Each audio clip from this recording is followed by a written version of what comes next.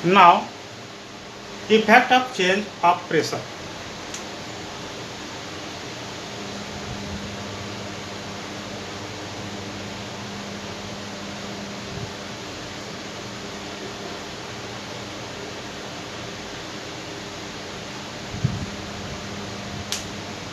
दाब परिवर्तन का प्रभाव।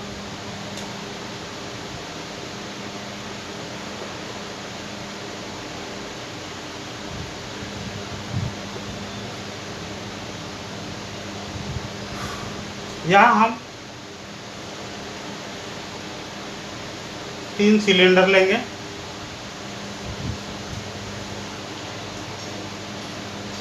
यहाँ पर कुछ ठोस के कण डालेंगे।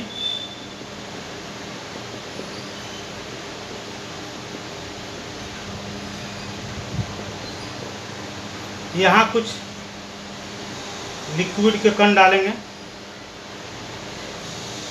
लिक्विड यानी कि तरल पदार्थ डालेंगे और यहाँ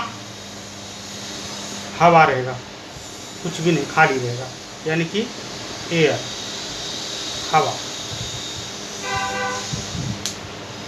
अब हम एक पिस्टन लेंगे और पिस्टन जो होती है वो पूरी तरह से बंद होगी यहाँ से, और इस पिस्टन को हम दबाएंगे। इस पिस्टन को धीरे धीरे यहाँ से पुश करेंगे। पुश करेंगे तो क्या होगा, पिस्टन यहाँ आएगी। फिर पिस्टन जो है दबाएंगे तो पिस्टन यहाँ आएगी। यहाँ पर क्या होगा, पदार्थ के कण ये यहाँ से खट करके यहाँ आ जाएंगे। थोड़ा और पिस्टन को दबाएंगे तो पिस्टन यहाँ तक आएगी, ठीक है। और ये सब कण क्या हो जाएगा, और छोटे छोटे सीधे सीधे ये में बदल जाएगी।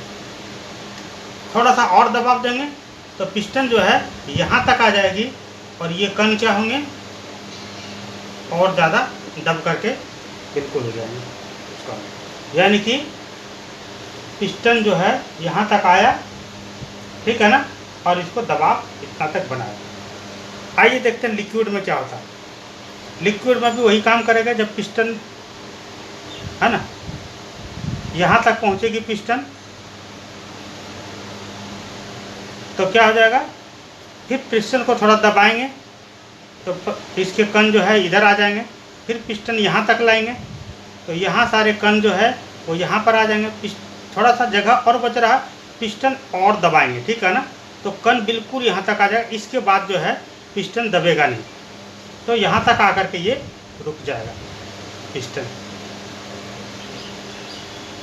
अब सेम प्रोसेस यहाँ गैस में करते हैं। तो गैस में करते हैं तो देखते हैं पिस्टन बिल्कुल लास्ट तक जो है वहाँ तक चला जाता है, ठीक है ना। और अब इस एक्सपेरिमेंट से क्या समझते हैं, यहाँ पर हमने देखा था कि जब हम गर्म करते हैं, हीट करते हैं, ठीक है ना, तो क्या होते हैं, पदार्थ के कणों के बीच की दूरी बढ़ती है और वो लिक्विड में चेंज हो जाता है। फिर और हीट करते हैं तो पदार्थ के कणों के बीच की दूरी और बढ़ती है, वो गैस में परिवर्तित हो जाता है।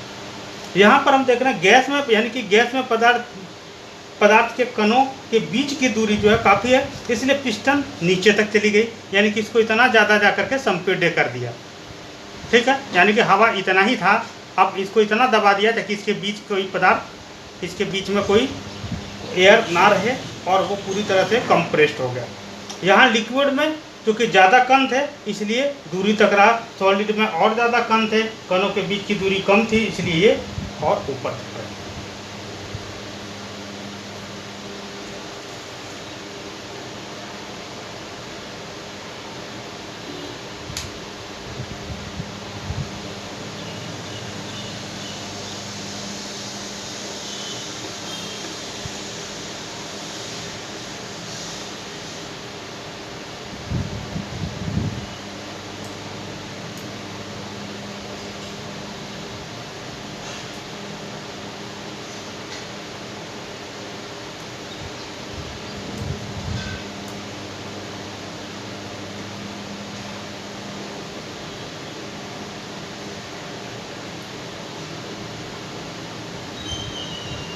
यहाँ पर हमने देखा कि दाब के बढ़ाने पर और तापमान घटने से।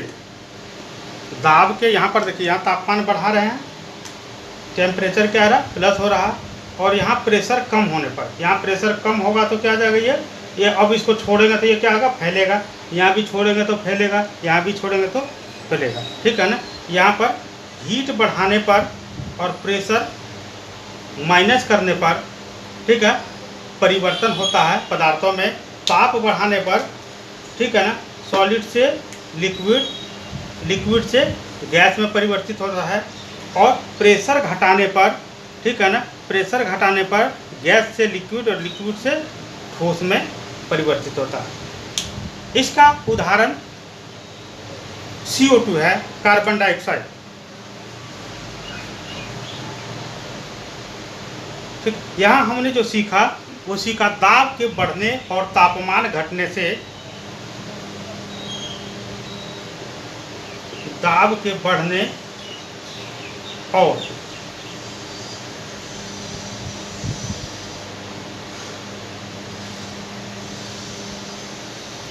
तापमान के घटने से गैस द्रव में बदल जाती है।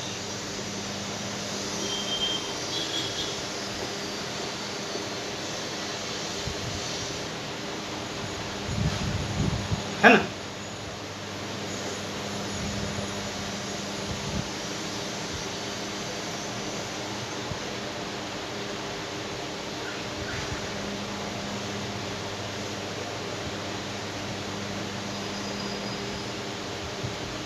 ठीक, गैस का तापमान कम हुआ तो यहाँ पर लिक्विड में बदलेगा, और प्रेशर ज़्यादा हुआ तो ये द्रव में बदल जाएगा।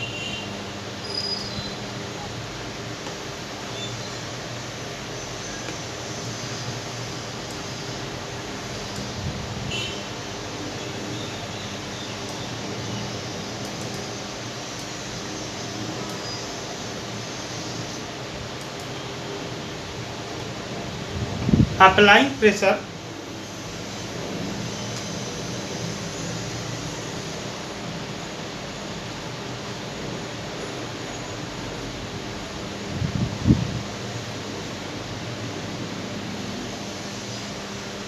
reducing temperature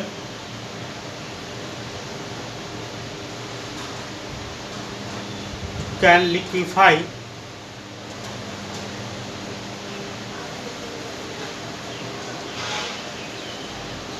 gases।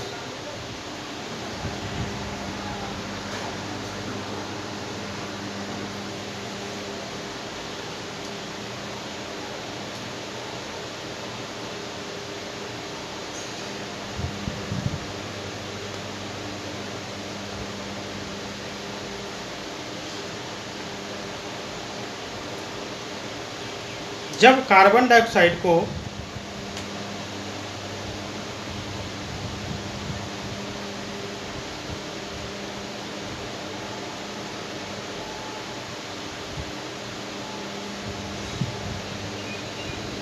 CO2 को वायुमंडलीय दाब पर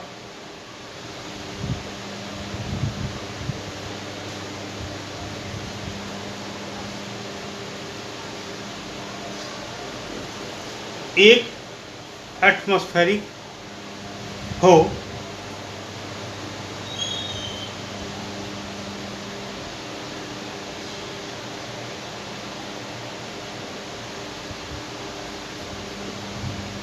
वन ATM हो तो ठोस CO2 द्रव अवस्था में आए बिना ठोस CO2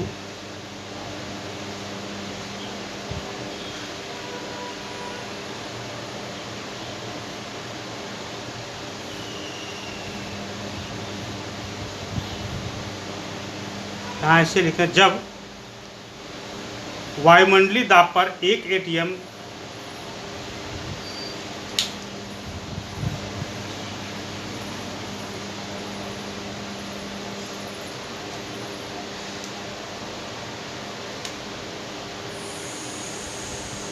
जब वायुमंडल का दाब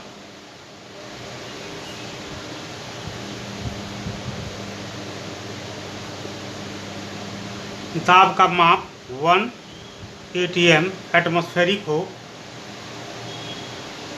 तो ठोस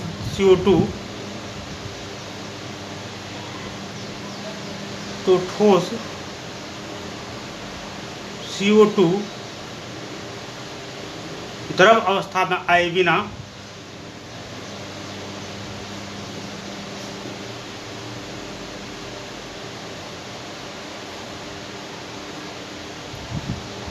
सीधे गैस में परिवर्तित हो जाती है।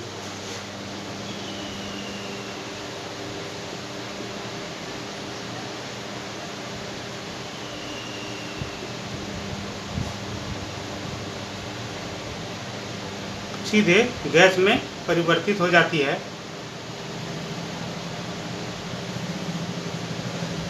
यही कारण है कि ठोस कार्बन डाइऑक्साइड को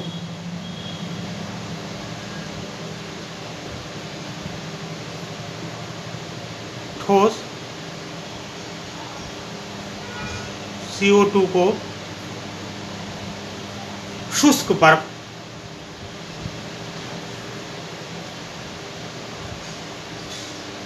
कहते हैं।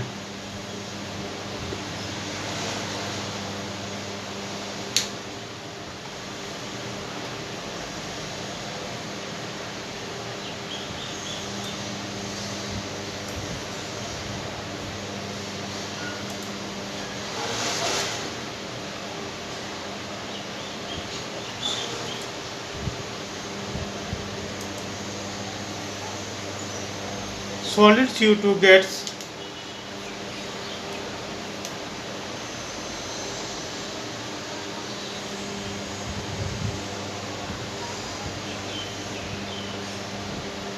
converted directly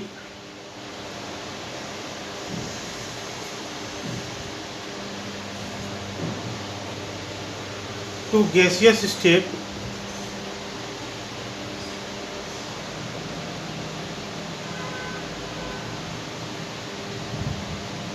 on decrease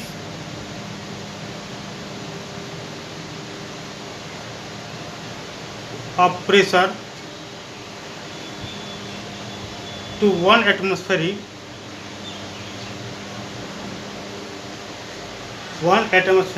यानी ATM without coming into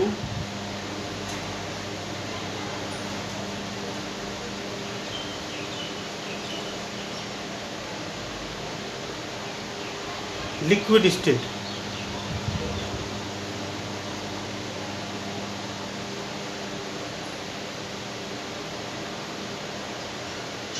This is the reason that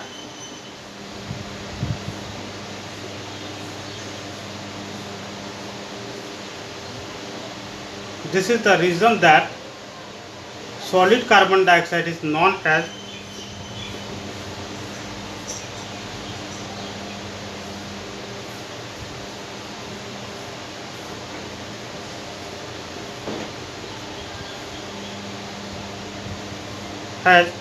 dry ice, शुष्क बर्फ, ड्राई आइस।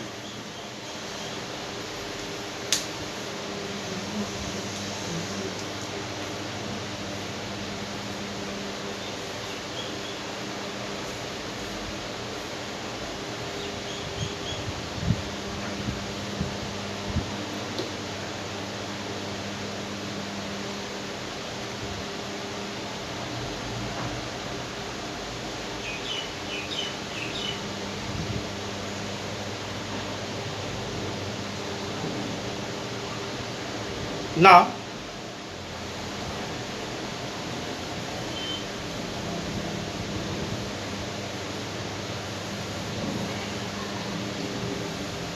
हम यहाँ पर देखेंगे एक डायग्राम।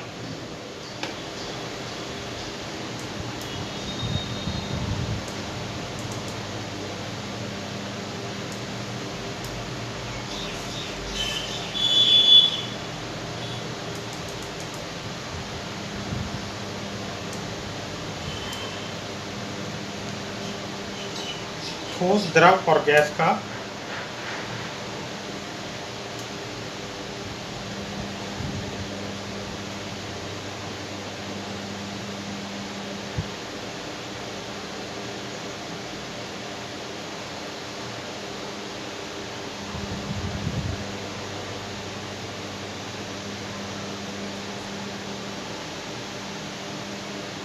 ये ठोस है, ये लिक्विड है और ये गैस है।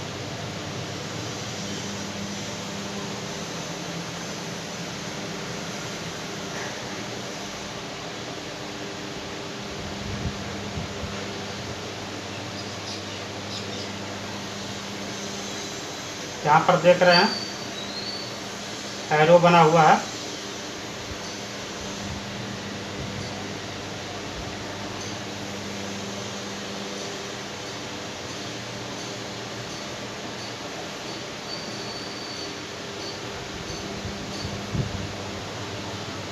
यहाँ 3 तरह का काम हो रहा है। एक संगलन,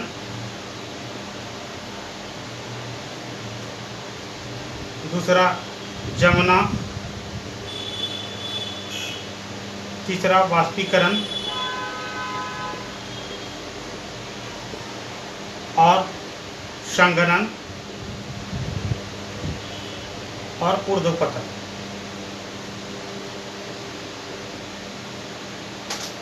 ठीक है। संगलन, इसको हम फ्यूजन कहेंगे। जमना यानी कि सॉलिडेशन,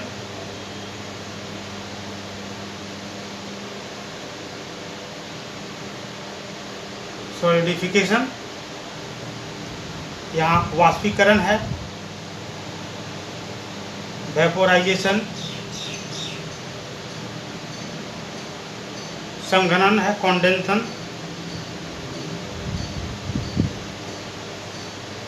और ऊर्ध्वपतन, सबलिमेशन।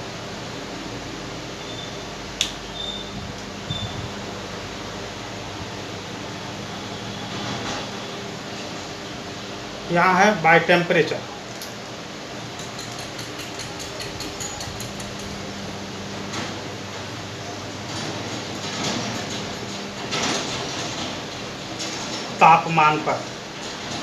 तापमान पर ठोस किया जाता है। यहाँ पर फ्यूजन होता है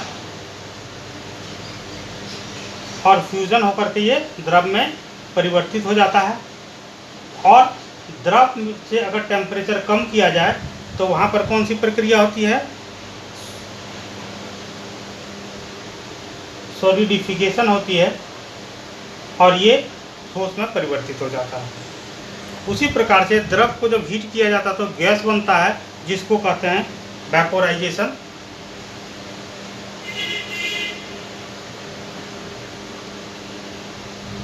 और जब गैस को ठंडा किया जाता है तो द्रव में बदलता है, इसको कहते हैं कंडेंसन। उसी प्रकार के ठोस को जब हीट करते हैं तो डायरेक्ट अगर गैस में परिवर्तित हो रहा है तो उसको कहते हैं सबलिमेशन।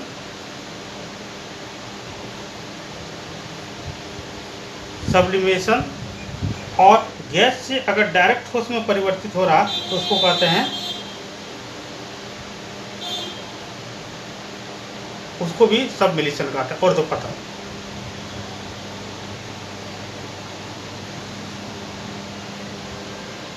यानी कि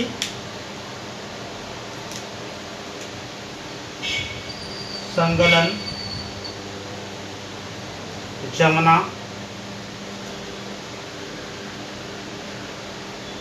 वाष्पीकरण, संघनन,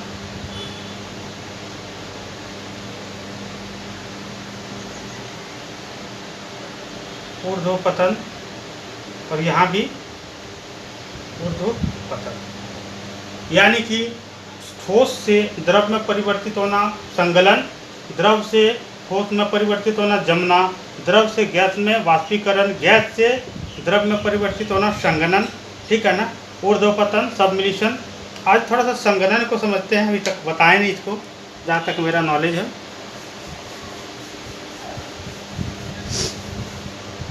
इसके लिए हम एक्सपेरिमेंट करते हैं। एक ट्रिपॉड लेते हैं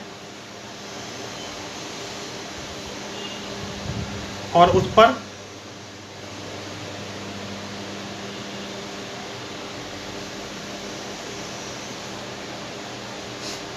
पानी डाल करके एक बीकर लेते हैं और यहाँ पर हीट करते हैं, बर्नर की सहायता से हीट करते हैं। बीकर, ट्रिपॉड, बर्नर, ठीक है ना, हीट करते हैं तो यहाँ पर क्या हो जाता है, ये गैस में बदलना शुरू हो जाता है। यहाँ पर हम एक प्लेट लेंगे, ठीक है। ये गैस यहाँ पर जाने के बाद देखते हैं कि यहाँ पर ये ठंडा होता है, और ठंडा होकर के फिर से यहाँ पर गैस, इसको थोड़ा सा हम तिरछा ऐसे प्लेट लेंगे, ठीक है। और यहाँ पर एक कटोरी या कोई भी पॉट्स लगा देंगे, ठीक है ना। यहाँ पर हम देखते हैं कि भाप बन करके यहाँ जा रही है, यहाँ जाने के बाद ठंडा हो रही है, और ये ठंडा होने के बाद पानी की बूंदें बन बन करके यहाँ पर गिर करके जमा हो रही है, ठीक है। तो भाप से डायरेक्ट पानी बन करके जमने की प्रक्रिया को संघनन कहते हैं, इसको कंडेंसन कहते हैं। क्या कहते हैं, यहाँ पर क्या हो रहा है, कंडेंसन, संघनन। When vapor change into liquid,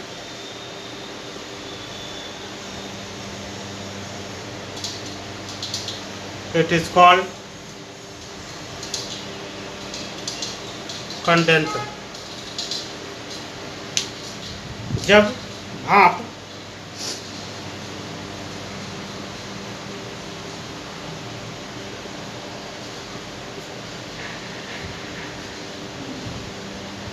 पुनः द्रव में परिवर्तित होता है